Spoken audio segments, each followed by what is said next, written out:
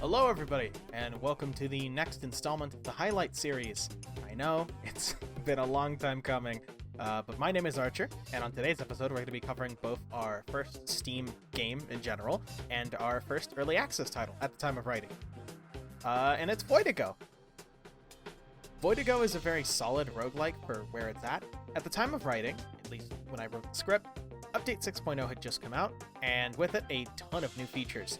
It's got a system for unlocking new worlds, well, more accurately, like new levels, and more monsters to fight, so that's pretty cool, because monster design is fucking awesome in this game. Its key defining features to me, at least as a game, are the visual aesthetic and the combat flow, and I'll get into the first one. Of the first, the game just bleeds charm. Look at all the characters. Look at their weird designs. From a protagonist, to the guns they use, to the reload animations, they're all just so fucking awesome to look at. My personal favorite of the whole arsenal is this guy. Hey, this is editing Arco. I was gonna show you footage of Extendog, but I've tried to film like 10 more hours of pickup shots, and I haven't been able to find him once. Not even in like a storefront or passing, so I just choose to believe they accidentally removed him from the game. Here's my new favorite. Look at him. He's cool. He's a sun on a stick. Anyway, back to the normal review. Combat design-wise, this game has a few tricks up its sleeve compared to the typical roguelike, think like Isaac, such as the dichotomy and choice between melee and ranged weapons. Ranged weapons behave mostly like what you'd expect. Projectiles shoot, you reload when empty, you have an emergency bash if you're desperate, it's all good. But melee is what makes this game good. Melee weapons have attacks, and sometimes a combo chain, sometimes not, depends on the weapon, and a block.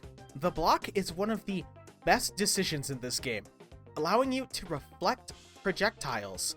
So, essentially, you can just become a fucking tank with good positioning and perfect timing.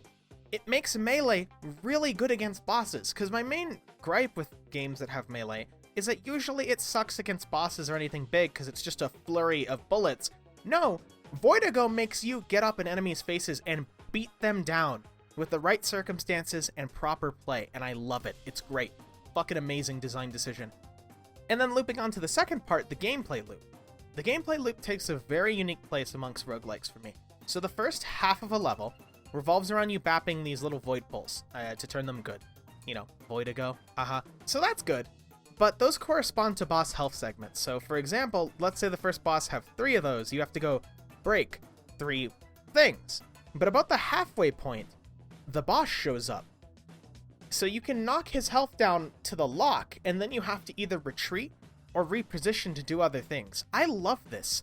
The boss becomes a roaming threat, like an actual dynamic threat, and it's awesome. It's got a flow that's hard to capture in writing.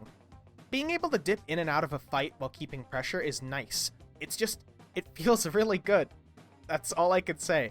And once you kill the boss, here's where it gets crazy. It has a second form, where it goes basically full berserk. In this phase, you have to kill it again with hyped up attacks. And the distinct change comes from you have to chase it. You'll still have to bap its whole health bar down again. But you have to chase him down, and it's such this subconscious shift. It sets this subconscious shift in your head where you're like, oh, I am the boss now. And that's amazing, and I love it.